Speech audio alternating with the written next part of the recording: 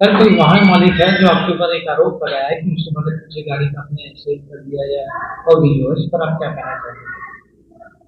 ये आरोप जहां तक मुझे पता चला है, एक व्यक्ति के द्वारा ये लगाया गया है कि उनके वाहन को जो फाइनेंस कंपनी सीज करके ले गई है, उनके द्वारा जो आवेदन किया गया फाइनेंस कंपनी के द्वारा, तो आवेदन का हमने फीस लिया है। अब उस व्यक्ति का ये कहना है कि फीस आप नहीं ले सकते, जबकि ये केंद्रीय मोटर यान नियम नहीं है। उनकी जो फाइनेंस कंपनी जब अपने नाम पे गाड़ी करने के लिए आवेदन करती है तो उसको फीस दिया गया है। अभी किसी व्यक्ति के नाम पर नामांतरण नहीं किया गया है, वाहन जो है उस व्यक्ति के ही नाम पर है, अभी नामांतरण किया नहीं गया है। गाड़ी ब्लैक लिस्ट चढ़ाने के बाद जो शुल्क है 50 रुपये का और नोटिस सहित 200 रुपये जो शुल्क पटाया है, क्या वो जमा मान्य नहीं है? नहीं, ब्लैकलिस्ट करने के लिए जो उन्होंने आवेदन किया था, हमने ब्लैकलिस्ट किया हुआ था वाहन को, एक्चुअल में उसको नॉट टू बी ट्रांजैक्टेड कहते हैं, लेकिन उसमें कोई प्रक्रिया नहीं हुई है अभी।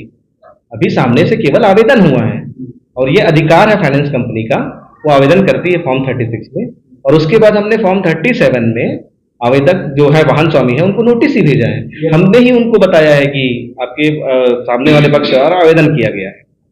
यदि वो मान्य था तो उसको नोटिस पूर्व अवगत कराया गया था जानकारी?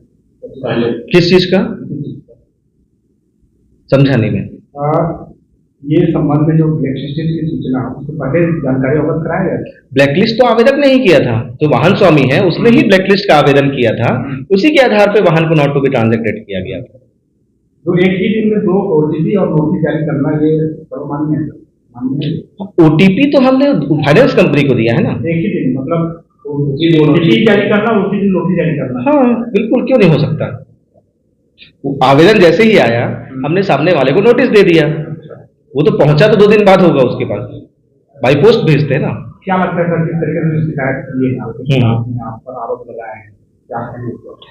देखिए, ये एक सामान्य प्रक्रिया है जो बैंक के द्वारा फॉर्म 36 में आवेदन किया जाना, ये मोटर व्हीकल जो रूल है 1989 में उसमें प्रक्रिया दी हुई है। रूल 61 के सब रूल 2 में ये आवेदक जो फाइनेंस कंपनी है गाड़ी सीज करने के बाद गाड़ी को अपने नाम पे लेने के लिए फॉर्म 36 में आवेदन करती है और विहित शुल्क के साथ करती है। तो ये जो शुल्क जो पटा है, जो वाहन स्वामी का ऑब्जेक्शन इसी बात पे है कि वो शुल्क कैसे पटा दिया। यदि आपके खिलाफ में आरोप प्रतिरोध लगाए और शिकायतें जो की है तो क्या आप उस शिकायतकर्ता के खिलाफ जाएंगे? देखिए, ये शिकायत नहीं है, कहने की बात की कोई प्रक्रिया भी ना पूर्ण हुई है ना हमने नामांतरण किया है। हाँ, हमने अगर गलत तरीके से नामांतरण किया होता तो एक शिकायत माना जाता है।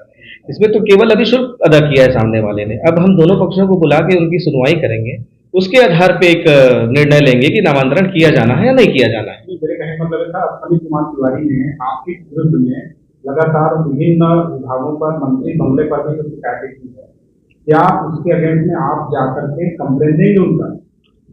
देखिए, अगर उन्होंने अनभिज्ञता के कारण, अगर उनको सामान्य प्रक्रिया नहीं पता है कि नियम कानून क्या कहता है, उसमें अनभिज्ञता के कारण उनको अगर ऐसा किया है तो मैं उनकी अनभिज्ञता दूर करना चाहूंगा कि अभी नामांतरण की प्रक्रिया नहीं हुई है, ये केवल एक नोटिस गया हुआ है।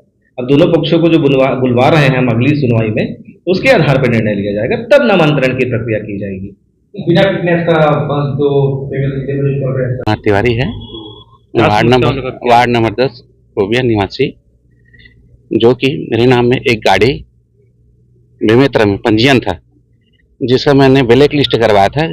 बैंक के द्वारा मेरे गाड़ी को खींच के जबरदस्ती लेके गया था, जिसको मैं बैंक वाले को सूचना लिया कि मेरी गाड़ी को मैं लेना चाह रहा हूँ वापस, तो पेमेंट पटाना चाह रहा हूँ बोले, तो उन्होंने मेरे पेमेंट नहीं लेंगे, आपकी गाड़ी बिक गया है करके बोला। तो मैं इसकी सूचना आरटीओ अधिकारी और अब वहाँ के बाबू देव कुमार आर्या सहायक ग्रेड 3 को अपना परेशानी बताया, तो जिन्होंने मुझे 50 रुपये का स्टाम्प एक शपथ पत्र में ब्लैक लिस्ट और 200 रुपये का फीस काट देंगे तो हम ब्लैक लिस्ट चढ़ा देंगे करके बोले। तो मैंने अपना पैसा फटाकर और स्टाम्प शपथ पत्र को जमा किया गया था।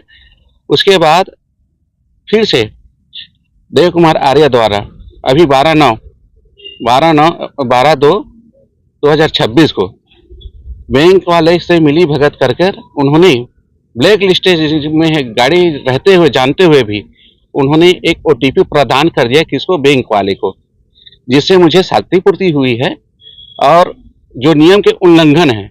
इसी बात का मैंने पूर्व में देव कुमार का शिकायत और किया था कलेक्ट्रेट ऑफिस में, जिसको आरटीओ साहब ने निर्धारित के मेरे को झूठा साबित किया था, जिसका प्रमाण पत्र मेरे पास है और जिसका शिकायत मैंने कल कलेक्टेड ऑफिस, एसपी और अपने बड़े परिवहन मंत्री को सूचित किया, जिसका मुझे न्याय चाहिए और कुछ नहीं। और दोषी बाबू हो चाहे अधिकारी हो, उनको कड़ी से कड़ी सजा दे, मैं यही चाहता हूँ और कुछ नहीं इसके अलावा।